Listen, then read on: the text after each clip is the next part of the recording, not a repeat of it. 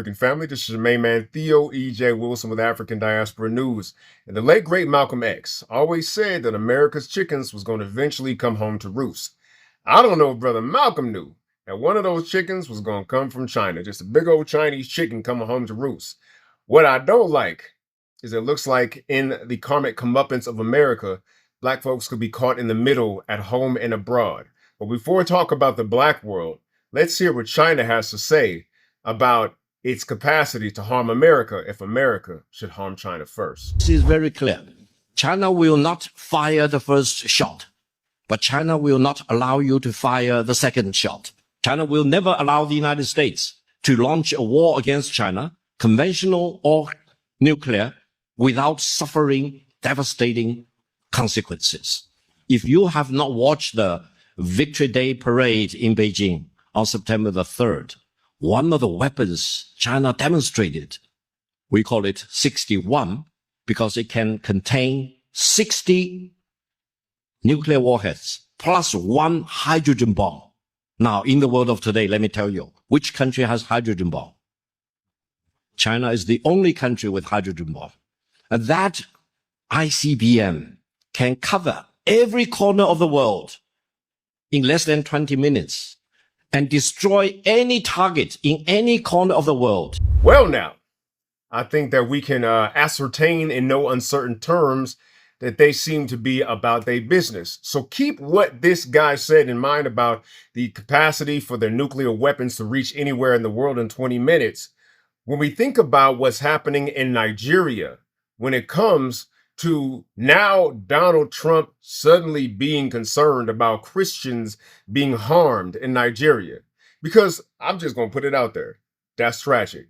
When we look at what Boko Haram is doing in Nigeria, slaughtering these folks, it is all bad. And African suffering should be front and center on the world stage. I just don't believe Trump when he says he cares about Black folks suffering. That's just me. I don't know. Maybe you do. Because we see a pattern here with the American government in that they conveniently intervene in a world of trauma and war and tragedy only when it conveniences them and their major objective, which is the continuance of their hegemony and world domination. Well, it just so happens that also in Nigeria, aside from these attacks from Boko Haram killing Christians out there, was major trade deals going on with China. And if China and the BRICS alliance weren't posing such a threat to American dominance, I don't think we'd be even hearing about this. And the reason why I think that is because Boko Haram been at it since 2009, at least in Nigeria, right? They kicked up dust majorly in 2012. Y'all remember Comey 2012 when that whole thing happened, right? Which happened to follow the fall of Muammar Gaddafi, when NATO-backed insurgents decapitated the Libyan government and violently overthrew Gaddafi, and those guys didn't vanish. They ended up somehow seeping into Boko Haram in Nigeria and magically arming them folks. Well, not only that, but you have a situation here where we clearly see that this coincides conveniently with China expanding a major trade deal with Nigeria to expand its Belt and Road Initiative. Check out this article published by Ecofin from July of this year talking about the 20 billion investments pledged by Chinese firms for agriculture, mining, automotive, steel, and energy sectors.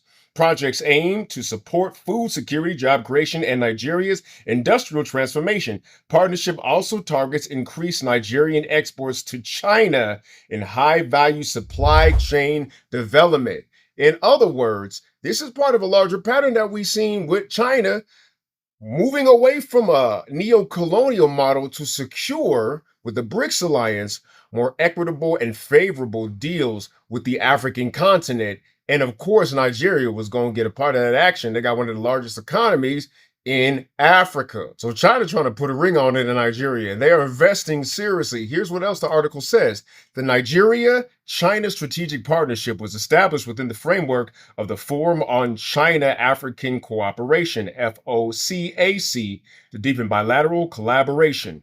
As a part of this broader effort, the partnership is also working to expand Nigerian access to Chinese markets, diversify Nigeria's export base, and build integrated, high value added supply chains. So they really about to be on the come up when it comes to making business deals with Nigeria.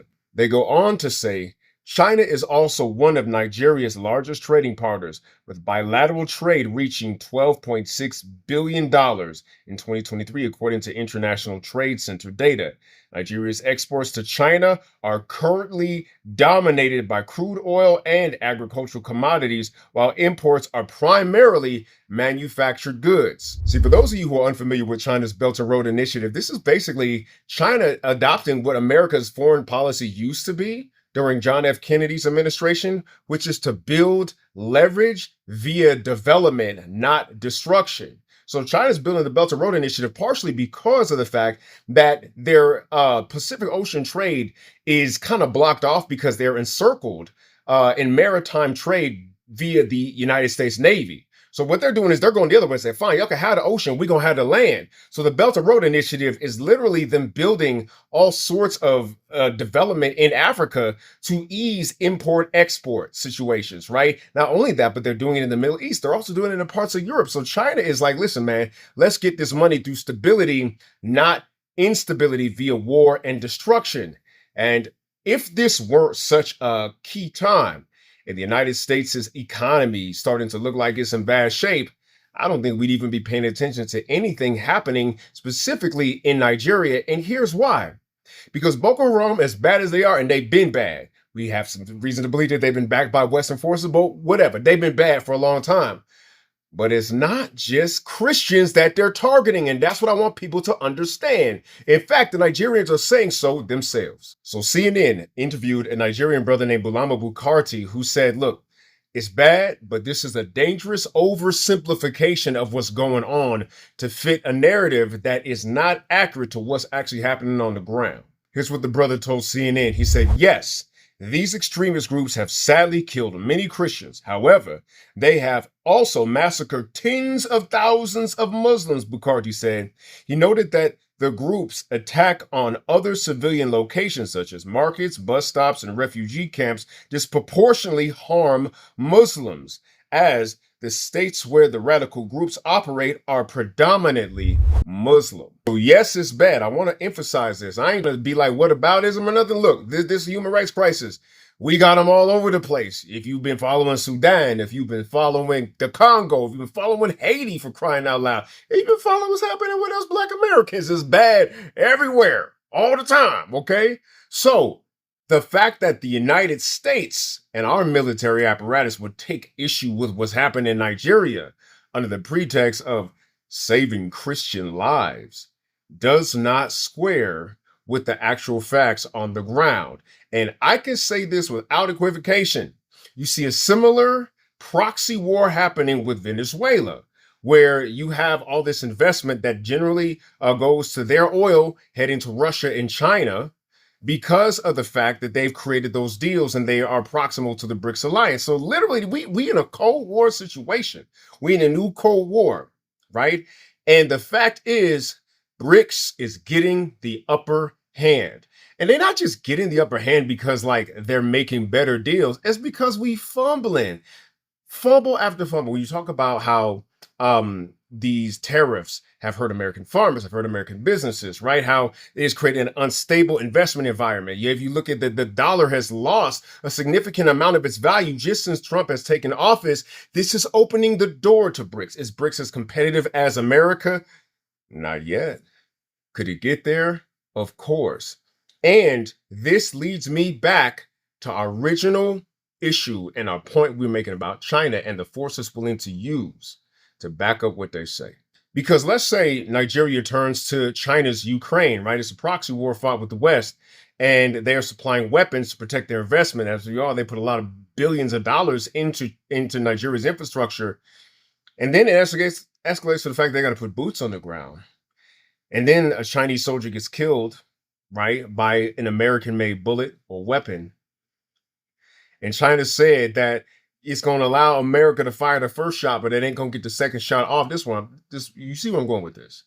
it's very important that we understand that us as Black Americans, being Americans, are not going to be able to sit this out on the sidelines for too damn long. It's just what it is. And in fact, if you don't go to a war that is created by this global tension, maybe your cousin them go, maybe somebody that you know get drafted, or maybe it reaches our shores. Who knows, right? But it's very important that we keep on paying attention to these events because, as in ancient history, it is today.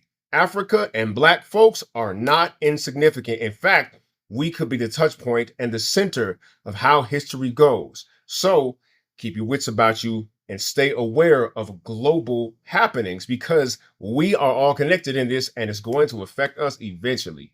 But those are just my thoughts on it. I'd love to hear what you have to say in the comment section. And yes, I do be reading them. I just don't respond to everything. So my name is Theo E.J. Wilson with African Diaspora News. We do our best to bring you global news as it affects and impacts Black folks and the African diaspora.